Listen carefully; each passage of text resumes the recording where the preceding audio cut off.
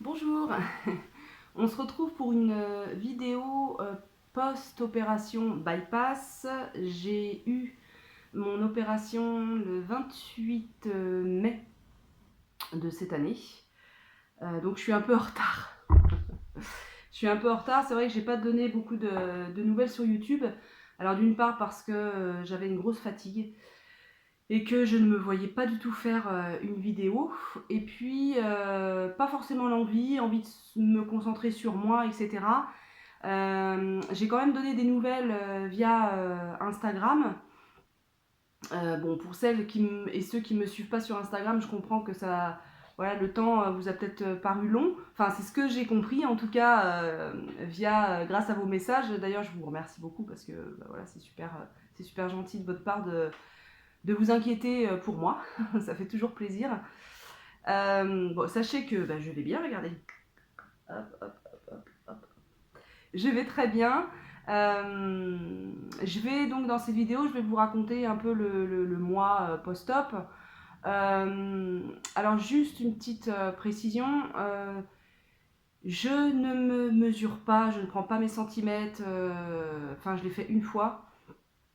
Mais en fait, ça me saoule. Ça me saoule complètement de prendre, voilà, de prendre mes mensurations, de comparer, c'est pas moi quoi, donc je vais pas aller à l'inverse de ce que je ressens. Donc vous n'aurez pas de mensuration de ceci, de cela. Je vous dirai la perte de poids, ça c'est voilà, ça c'est clair hein, parce que j'en ai envie et puis je trouve ça important pour moi en tout cas. Qu'est-ce que je voulais vous dire d'autre en préalable, au préalable et en préambule, ce sera mieux. Je voulais vous dire un autre truc, mais je sais plus. Bah, je sais plus. Alors là, ouais, la luminosité est pas terrible parce qu'en fait, nous sommes dimanche 11, il me semble. Il fait chaud, enfin, yeah, dès ce matin, il fait chaud. Je voulais filmer dans mon autre chambre et laisser les volets ouverts, mais il fait vraiment trop chaud. J'ai peur qu'il fasse trop chaud cet après-midi. Donc il doit être midi et quart, un truc comme ça. Et si je laisse les fenêtres ouvertes, comment vous dire que mes petits voisins, il fait beau et ils sont comme les oiseaux, ils chantent beaucoup. Sauf que c'est moins harmonieux. Si vous voyez ce que je veux dire, ils hurlent. Allez, bah allez, c'est parti, on commence.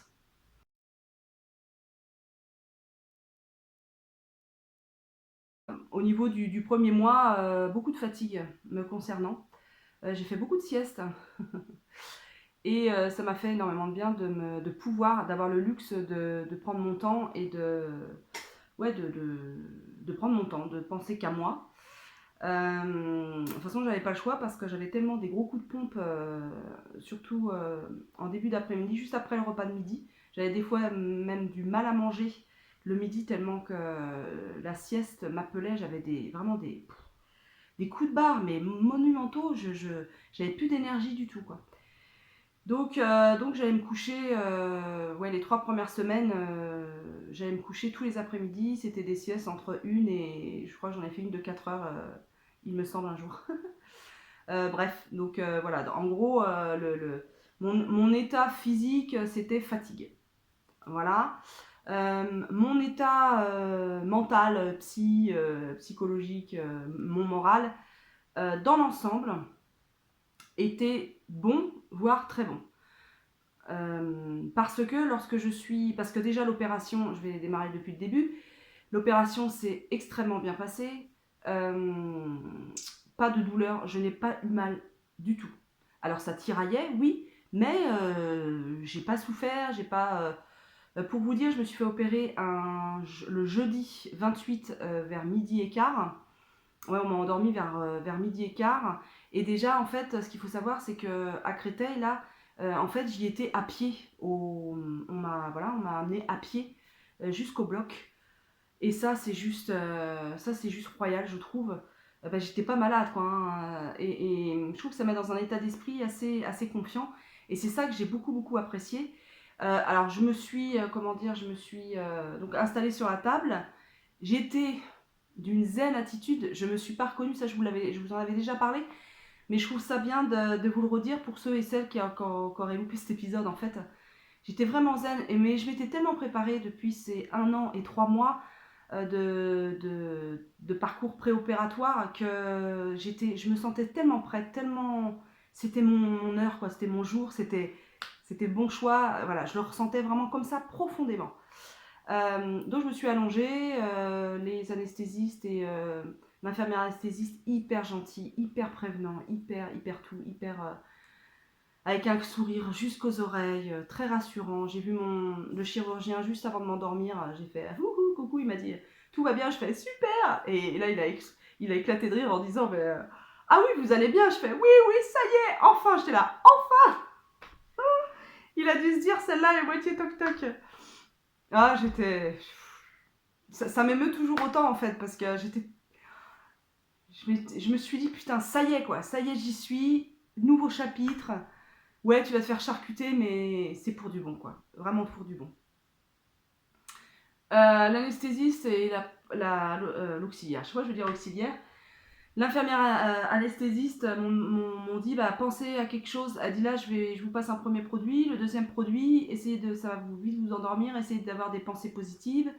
Essayez de penser voilà, à un endroit. Est-ce que vous voulez.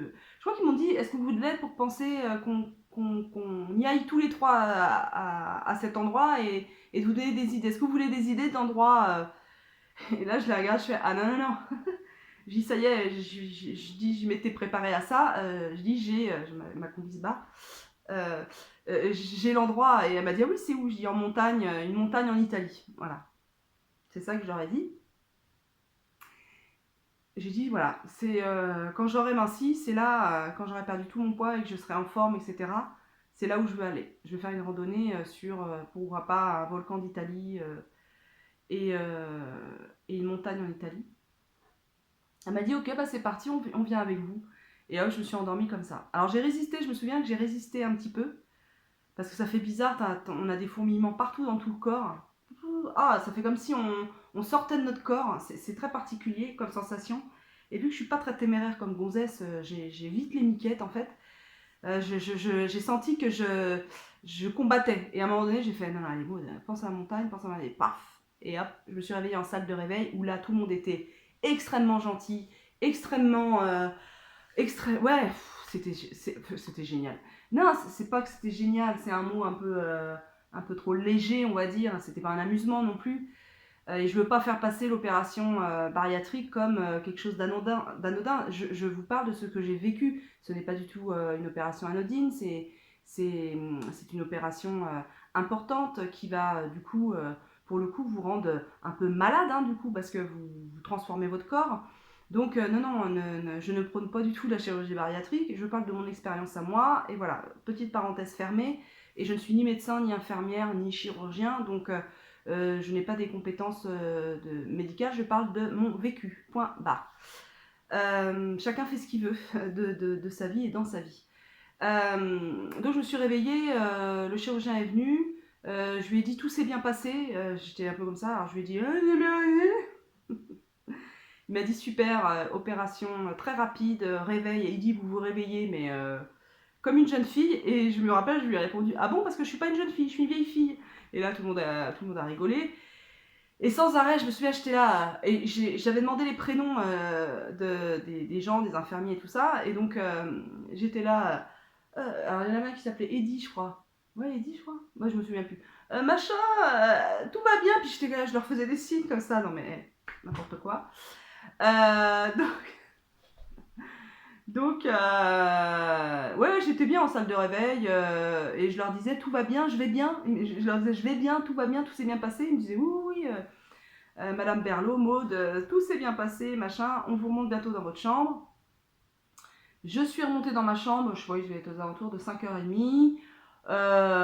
Tout s'est bien, voilà, tout s'est bien passé. Le jeudi après-midi, en fin d'après-midi, j'avais des grosses nausées à cause de l'accupant, c'est un dérivé de la morphine qui rend beaucoup de gens malades, ce petit accupant. Il y a beaucoup de gens qui ne le tolèrent pas, c'est ce que m'a dit l'infirmière. Et en fait, l'accupant, j'ai passé une nuit quand même assez terrible avec. J'avais l'impression d'être sur un bateau, vous savez, avec la houle et tout ça. Oh, j'étais verte, bleue, j'avais des sueurs froides, j'avais des nausées, donc j'avais mon petit bariquet là pour essayer de vomir, mais rien ne sortait, hein, rien. J'avais pas mal, hein, du tout, mais par contre, il m'a enlevé l'acupan, donc j'ai passé une très mauvaise nuit. Ils m'ont enlevé l'acupan je vous raccourcis, hein, parce que ils m'ont enlevé l'acupan le vendredi en fin de matinée. Enfin, une infirmière m'a vue dans un état voilà, cadavérique, on va dire, j'étais blanche, machin. Donc elle me l'a enlevé, elle m'a mis un anti-nauséeux pour faire vite passer les nausées. Du coup, une demi-heure après, j'avais plus de nausées, j'étais mieux, mais par contre, j'ai dormi tout le vendredi après-midi quasiment. Voilà, je me suis dit, quand ils sont venus, quand les infirmières m'ont dit demain matin, à taux de bonheur, on vous fait une prise de sang le samedi matin. Pour, si elle est bonne, vous sortez le samedi voilà, dans la matinée. Je les ai regardés, j'ai dit, vous êtes sûrs? Franchement, je me sens vraiment faible pour sortir, quoi. Je mangeais quasiment rien. Voilà, entre compote et yaourt, voilà, j'étais écœurée, ça me disait rien du tout. Et le bouillon du soir qui ressemblait à du pipi de chat, franchement, donc, je me suis dit, non, je vais pas réussir à sortir, quoi. Et ben si, le samedi matin, pour vous dire, j'étais dans une forme, pas olympique, hein, mais moi qui avais du mal à marcher, que ça me tiraillait beaucoup, j'avais pas mal, hein, ça me tiraillait, machin, avec la perf que je trimballais partout, ça m'agaçait. Là, les pas étaient tout. Je me suis pas reconnue, quoi. Je me suis dit, mais qu'est-ce qui s'est passé dans la nuit? Mais je pense que l'acupan me ralentissait beaucoup à ma marche, à comment je me sentais. L'infirmière m'a fait la prise de sang à 5h30, je me suis rendormie jusqu'à 8h30. Le chirurgien, non, comment dire, une collègue du chirurgien, en fait, je sais pas qui c'était, elle s'est pas présentée. Elle a ausculté mes cicatrices, elle m'a dit c'est parfait. Elle m'a dit vous pouvez sortir, tout va bien, votre prise de sang est nickel. Hop, ils m'ont enlevé la perfusion, mais pas le cathéter, parce que après j'ai eu une infirmière à domicile pendant 3 semaines qui venait me faire mes piqûres anticoagulantes pour éviter les phlébites, et qui me mettait, et qui dans les 5 premiers jours, j'avais une poche, en fait, une banane avec une poche comment dire, d'hydratation dedans, hein, du glucose et puis de l'eau, hein, parce que dans les premiers temps, moi j'arrivais pas à boire, hein, je buvais comme ça, donc je me suis préparé un petit verre d'eau, je buvais comme ça. Et ça, je sais pas, toutes les 10 minutes, quoi. Même pas, toutes les quarts d'heure, j'arrivais pas. Donc je me suis laissé le temps, hein, l'infirmière Cordeau qui m'a appelé, est-ce que vous buvez 1 litre? J'ai failli dire, mais viens à ma place, puis tu verras si je bois 1 litre d'eau. Si je bois 1 litre d'eau à 10 jours d'opération, quoi. Donc je buvais pas 1 litre d'eau, je bois 1 litre d'eau depuis 3 semaines peut-être. Je sais pas, ouais, dès la troisième semaine, ouais, peut-être dès la troisième semaine, ouais, je buvais peut-être 1 litre, ouais, 800 millilitres à 700 millilitres à 1 litre d'eau. Et des fois, dans la journée, je bois pas mon litre, mais je refuse de me stresser, de m'angoisser. Je vais à ma mesure. Je pense que c'est ça qu'il faut faire, il faut aller à sa mesure. Faut pas tomber dans les extrêmes, hein. Si je buvais un verre d'eau par jour encore, là je me dirais mais non. Mais je bois au minimum 500 ml d'eau, voire 700, ce qui n'est pas anodin, quoi. Je suis sûre que des gens qui ne sont pas opérés boivent beaucoup moins que moi. Voilà. Donc je rentre chez moi et là je dors. L'infirmière venait, tout ça. Donc maintenant je vais vous parler du protocole alimentaire. De la première à la troisième semaine, je devais manger de la purée, c'est-à-dire de la purée de légumes mixée, avec pommes de terre et légumes, toujours cuit, hein, forcément. Je n'avais pas le droit au cru. Le matin, je devais prendre soit une biscotte trempée dans du lait, ramollie dans du lait, et moi je la séparais du lait et je buvais le lait après dans la matinée, ce qui me durait bien 2 heures.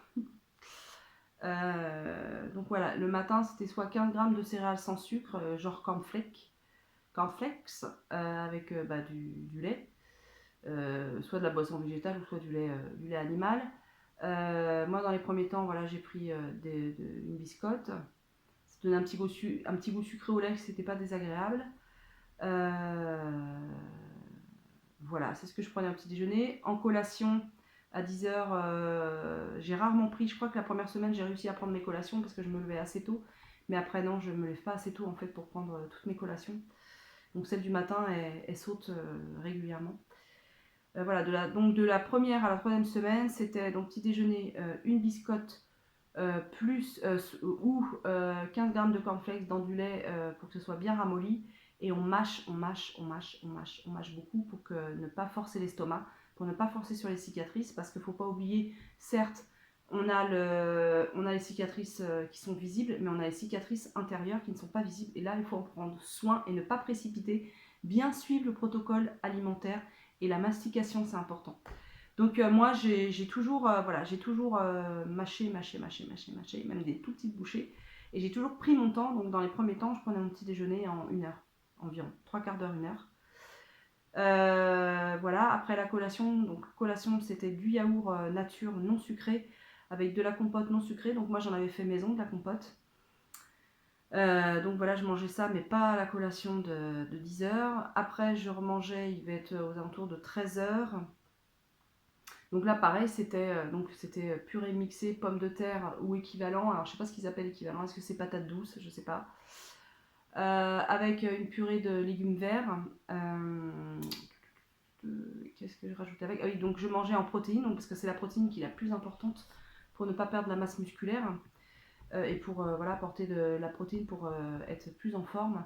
Donc moi au départ j'ai mangé beaucoup de tofu, donc du tofu fumé ou du tofu que je passais à la poêle. Voilà, avec un tout petit peu d'ail en poudre, vraiment un tout petit peu, pareil pour pas forcer sur l'estomac, parce que je savais pas si les épices étaient bonnes ou pas, mais j'en mettais vraiment très peu, et avec du tamari, un peu de sauce soja. Tamari, c'est sauce soja sans gluten, bio, c'est de meilleure qualité que la sauce soja qu'on trouve dans les commerces normaux. Donc j'ai mangé ça toutes les 3 premières semaines. Et le soir, pareil, enfin, il y avait la collation de 16h et le soir, le repas, pareil que midi. Voilà, en gros, je mangeais la même chose midi et soir parce qu'il m'en restait. Je sais pas, je devais manger au départ, de la première semaine, je devais manger, je sais pas, 3 cuillères à café. Je mangeais dans des coupelles, hein, coupelles à café. Donc, peut-être 3 cuillères de protéines et 3 petites cuillères de protéines et 3 petites cuillères non remplies de purée. Je m'arrêtais là. Et j'écoutais toujours, je me suis toujours écoutée. Dès que ça force un petit peu, dès que ça forçait un petit peu, j'arrêtais. Voilà. Et je pense que c'est ce qu'il faut faire, il ne faut pas forcer. Vraiment pas forcer, il faut s'écouter. Dès que l'estomac dit stop, pof, arrêtez. Arrêtons, arrêtons. Voilà. Je me suis mis à remarcher, à aller voilà, à pied dès la première semaine. Dès la première semaine, peut-être, je suis rentrée un samedi matin.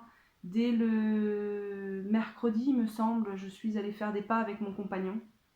Non, même avant. Non, non, le samedi soir. Je me souviens, le samedi soir, on a été, parce qu'il faisait chaud ce jour-là, on a été vers 18h, 18h30, on a été promener le chien et j'ai fait 10 minutes. Voilà, j'ai été marcher 10 minutes à ma mesure, hein, très très lentement, mais j'ai été marcher. Et vu que mon mari était là, c'était vraiment chouette. Il a été là jusqu'au mardi, parce que c'était férié, il me semble, ou jusqu'au lundi. Ouais, je sais plus. Et donc on a été marcher une fois par jour, et à la fin je marchais un quart d'heure, quoi. Ce qui est pas mal. Parce que pour l'opération, c'est pas mal. Voilà, de la première à la troisième. Je bois un coup, j'ai soif.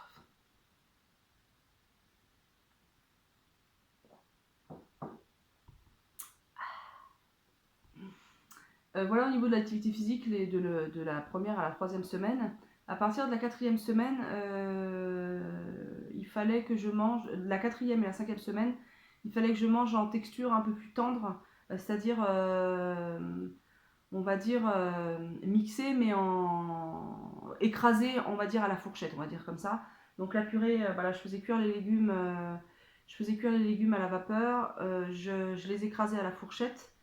En général, je faisais pommes de terre brocoli, pommes de terre haricots verts, pommes de terre carottes, haricots verts, petits pois, machin, toujours avec du tofu ou des protéines de soja texturées, ça passait hyper bien. Hyper bien, je les laissais dans une petite marinade et après je les faisais dorer à la poêle, c'était vraiment très bon. Et la quatrième et cinquième semaine, je pouvais ajouter à mes repas mes repas du midi et du soir, une demi-cuillère à café d'huile. Donc moi je faisais cuire mes PST là-dedans, comme ça les faisait plus dorés. Voilà, donc au niveau des collations, ça ne changeait pas, machin. Je mangeais un petit peu plus, bien entendu, mais toujours en m'écoutant. Donc voilà pour la 4e et 5e semaine.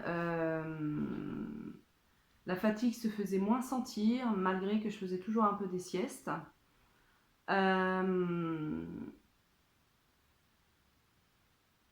Voilà, en gros, je n'avais toujours pas droit à la nourriture crue, donc toujours du cuit. Pas de gras, enfin très peu de gras, pas de sucre, etc. Donc ça, j'ai toujours fait attention à ça. Je vais faire un point au niveau moral à ce niveau-là du parcours, enfin du protocole alimentaire. Il y a eu des jours où c'était un petit peu compliqué de voir mon mari manger à sa faim, à sa faim. C'est bizarre en fait, parce que quand on est opéré, en fait, on n'a pas faim, mais on a faim. C'est-à-dire que moi, je sens, et je pense qu'il y a beaucoup de... S'il y a des bypassés ou des slivettes qui passent par là, dites-moi vous ce que vous ressentiez ou ce que vous ressentez. En fait, je sens l'hypoglycémie, c'est-à-dire j'ai la tête un peu qui tourne, je me sens faible, j'ai envie de dormir. Ça, c'est un signe que mon corps a faim. Voilà. Donc moi, je me référais souvent à ça pour manger, et aux heures, forcément. Donc je n'ai pas faim. Mon ventre gargouille pas. Enfin, je sais pas comment vous dire. Ouais, j'ai pas faim, quoi. J'ai pas les signaux de la faim comme les gens normaux, non opérés. Mais de voir mon compagnon, enfin mon mari manger à sa faim goulûment des trucs qu'il aimait et tout, que moi je pouvais pas manger. Alors, il y a des fois, il y a des jours où ça a été hyper compliqué moralement. Heureusement, mon mari a été vraiment d'un soutien hyper présent et hyper important, parce que ouais, il y a des jours où j'ai pleuré dans mon assiette en me disant oh, j'en ai marre. Alors, pas que je regrettais l'opération, je ne l'ai jamais regretté l'opération. Jamais. Jusqu'à maintenant, jamais. Sauf que au niveau repas, ouais, ça a des fois été compliqué. Alors pas forcément sur des longues... ça a été un repas ou 2 repas. Je me souviens d'un week-end notamment lors de la 4e semaine, il me semble, où je n'avais vraiment pas le moral. Et en plus, la constipation, c'est à pointer le bout de son nez, comme on dit. J'aurais préféré que ce soit autre chose qui pointe le bout de son nez. Voyez-vous ce que je veux dire? Amis de la poésie, bonjour. Et du coup, ouais, j'avais mal au ventre. Et en plus, je voyais mon compagnon manger des trucs qui lui plaisaient. C'était compliqué. Mais ça m'a duré 2 jours. Et puis après, c'est parti. Maintenant, je regarde les gens. Voilà, je les regarde, je les observe. Bon, je mange un peu plus. Donc, c'est moins frustrant, quoi. Donc, à la 6e semaine, moins de fatigue, beaucoup moins de fatigue. Je pouvais manger, j'ai commencé à manger des petits morceaux. Donc le tofu, en fait, ce que je faisais, c'est que je le coupais au couteau, mais fin, des tout petits morceaux. Et pareil pour les légumes. Je pouvais intégrer du pain grillé. Donc le matin, dès la 6e semaine, j'ai pris du pain grillé. Cette semaine-là, j'ai eu un bilan avec ma diététicienne qui a dit que tout allait bien. Donc la 6e semaine, ouais, c'est en morceaux, c'est texture quasiment normale. Mais pareil, on mange lentement, en mastiquant beaucoup. Et là, j'ai commencé à réintroduire des choses un peu plus classiques, on va dire. Par exemple, j'avais fait une quiche aux légumes. Donc, j'ai commencé à réintroduire des plats comme ça, faciles à mâcher. Mais il faut y aller doucement, en fait, parce que moi, j'ai remarqué, l'estomac, pendant 5 semaines, il mange quasiment pas de gras. Pas de sucre, donc faut y aller mollo, parce que moi il est très sensible. En plus, il est très sensible à la contrariété. Dès que j'ai une contrariété, j'ai l'estomac pas dans les talons, mais j'ai l'estomac, il est comme ça. Et il faut que je me calme pour le dérider, le pépère, parce que sinon je ne peux rien manger. Donc avant, quand j'étais pas opérée, pour me rassurer, je mangeais, là c'est l'inverse. Je peux pas manger. Oui, ça me bloque le stress. Donc pareil, par exemple, quand je mange avec des gens, ce qui était facile là pendant quasiment ouais, pendant 4 semaines, j'ai été toute seule à manger, quasiment toute seule, ou avec mon mari. Donc des fois, je mangeais même avant mon mari parce que je sentais que j'avais faim, il fallait que je mange, et lui mangeait après. Ce qui a facilité parfois justement les envies de manger comme lui, etc. Pour le moral, c'était mieux. Mais là, j'ai fait des repas de famille, notamment chez ma mère, donc j'étais dans ma... Ouais, j'étais entre la 5e semaine et demie ou 6e semaine, et là, j'ai fait des repas de famille, et c'était pas facile du tout, du tout, du tout. Donc, si j'ai un conseil à donner, moi, c'est de, comment dire, c'est de vous préserver, quoi. Moi, il était trop tôt pour que je mange en même temps que les gens. Moi, c'est ce que j'ai ressenti. Et si j'avais su, j'aurais mangé avant. Et tant pis, j'aurais discuté avec eux. C'est pas grave, ça. Mais ouais, c'était un petit peu compliqué. Vraiment. Parce que du coup, c'était compliqué physiquement parce que j'ai parlé plus que d'habitude. Et à un moment donné, l'estomac, moi, j'ai l'impression que j'avale trop d'air et c'est comme s'il était nourri en fait. Et ben, j'avais plus faim. Donc j'ai mangé 2 bouchées et après, pof. Donc bon. Donc ouais, ça n'a pas été évident. Donc, ouais, entre la 5e et 6e semaine, j'étais chez ma mère. Après, je suis revenue. Et là, j'ai ramené avec moi dans mes bagages ma fille et ma nièce. Donc, on est plusieurs à manger à table. Et ouais, je me rends compte que c'est pas évident. Peut-être que je devrais manger avant ou après. Parce que, pareil, ils mangent des choses que moi, pour l'instant, soit je ne m'autorise pas à manger parce que c'est trop gras ou trop sucré, ou alors j'en mange avec parcimonie. Par exemple, ils se sont mangés, on a commandé des pizzas l'autre jour. Vous savez, ceux et celles qui me suivent dans mes vlogs, que la pizza est l'un de mes repas préférés. Bah, j'en ai mangé. J'en ai mangé, j'ai essayé. C'est bien passé. C'est très très bien passé. Sauf que j'en ai mangé 3 cuillères à café à peine remplies. Et je n'ai pas mangé la pâte. J'ai mangé le dessus. Je la sentais pas, la pâte. Donc je me suis écoutée. Mais j'ai mangé ces 3 bouts en 1 heure, je crois. Donc vraiment étalé, quoi. Je pense que vraiment le temps est vraiment notre ami en ce qui concerne les repas. Et le fait de mâcher. Et ça m'a fait très plaisir de manger une pizza, mais ça n'a pas été non plus très... Je m'attendais à ce que ce soit hyper transcendant, en fait, vous voyez, comme si on retrouvait un être cher qu'on n'avait pas vu depuis longtemps. Bah non, en fait, j'ai apprécié, mais voilà, j'ai apprécié. Voilà. Donc ça démystifie l'opération aussi, a permis ça. Pour le moment, je suis à 7 semaines post-op, donc mollo polo, quoi, on s'affole pas. Pour le moment, c'est l'instant T, je vous parle de l'instant T. Celles qui se sont fait opérer il y a 3 ans ne mangent pas du tout comme moi. Donc elles ont d'autres ressentis, un autre parcours que moi. Moi, pour l'instant, j'ai pas envie de trop réintroduire le sucre, j'ai pas envie de... et en plus, j'ai essayé hier, j'ai tenté, pour goûter, en fait, je goûte, hein, je m'avale pas un yaourt entier. J'ai testé les yaourts à l'épicerie coopérative, on vend des yaourts de la ferme, de la fromentellerie dans le 77.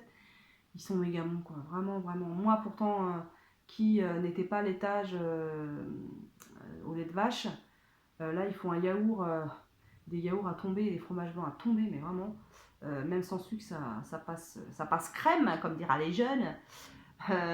J'ai acheté un yaourt à la vanille avec de la vraie vanille dedans. Maqué. Bah, vous voyez, j'ai pris allez, en tout, j'ai dû prendre 1 cuillère parce que je prenais des tout petits morceaux, enfin des tout petites cuillères pour juste avoir le goût et voir ce que ça me faisait. Et ben ça m'a fait un effet ouais, écœurant. Écœurant. Au bout je vous dis, en tout, j'ai avalé 1 cuillère. Au niveau de la gorge,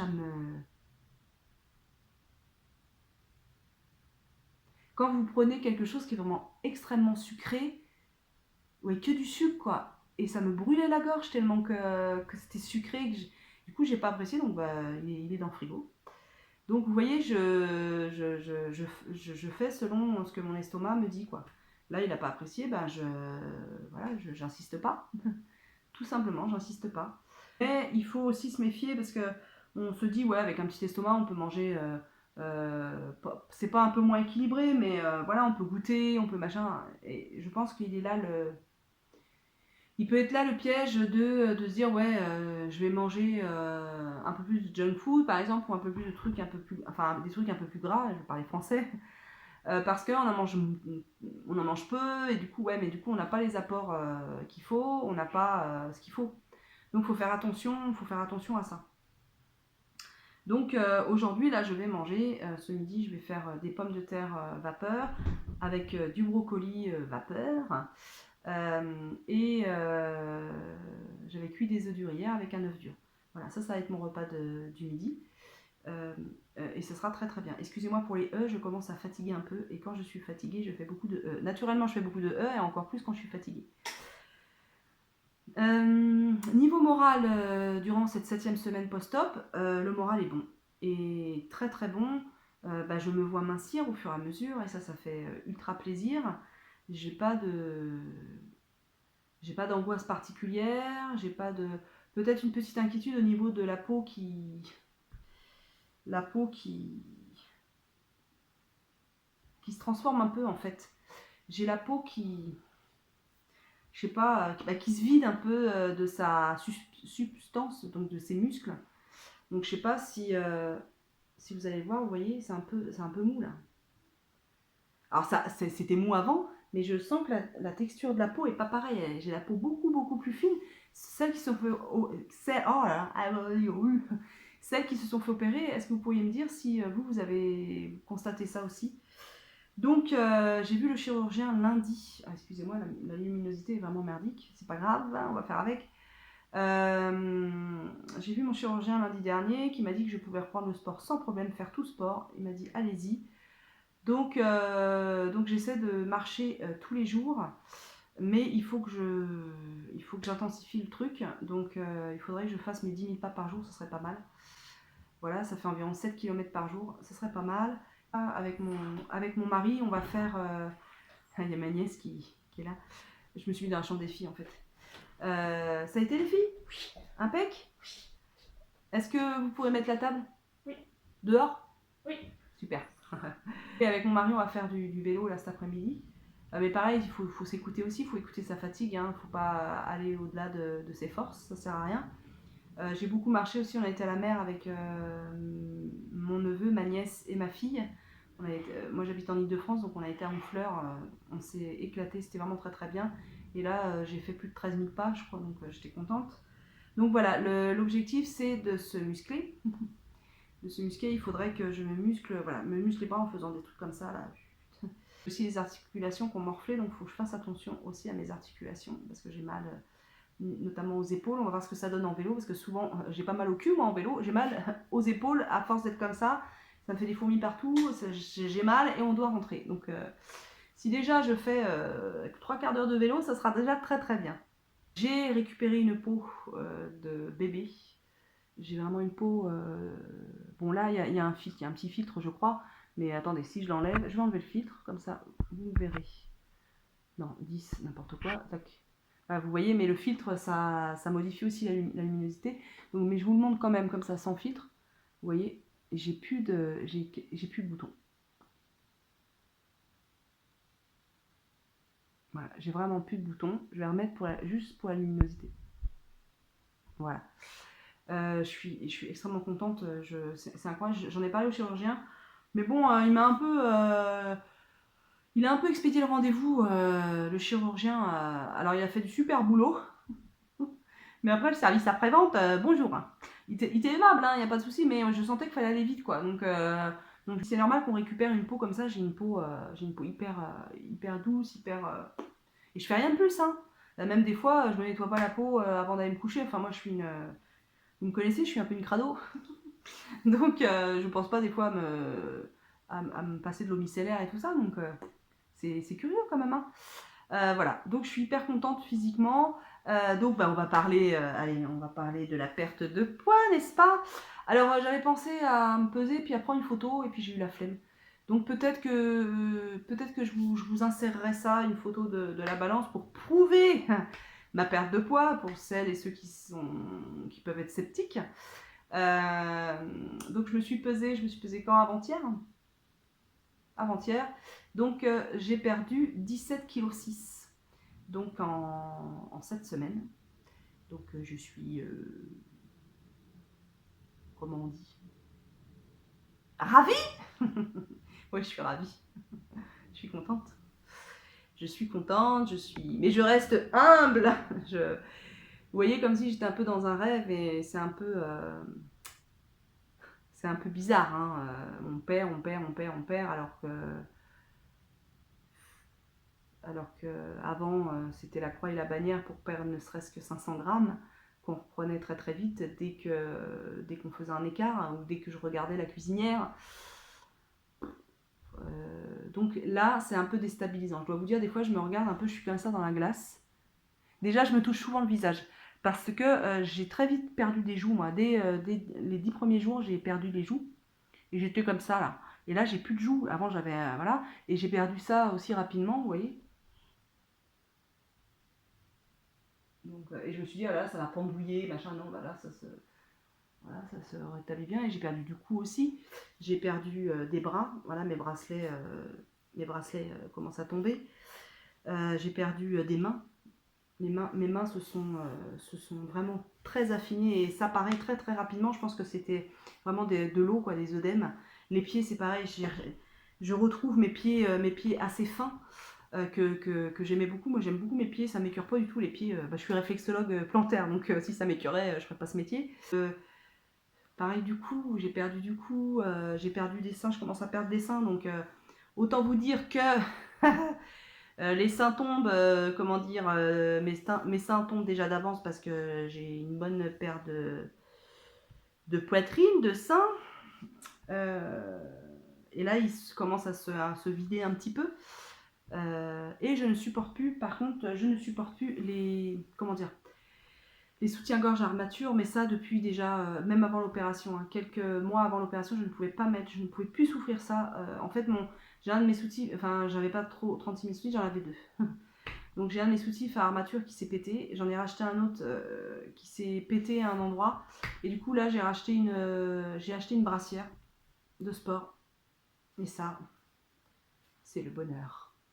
Voilà, je ne supporte que ça, je trouve que c'est l'idéal. Alors ouais, j'ai pas les seins là, ça c'est sûr, parce qu'ils devraient, voilà, ils devraient être là, et hop, non, ils sont là, je m'en fous.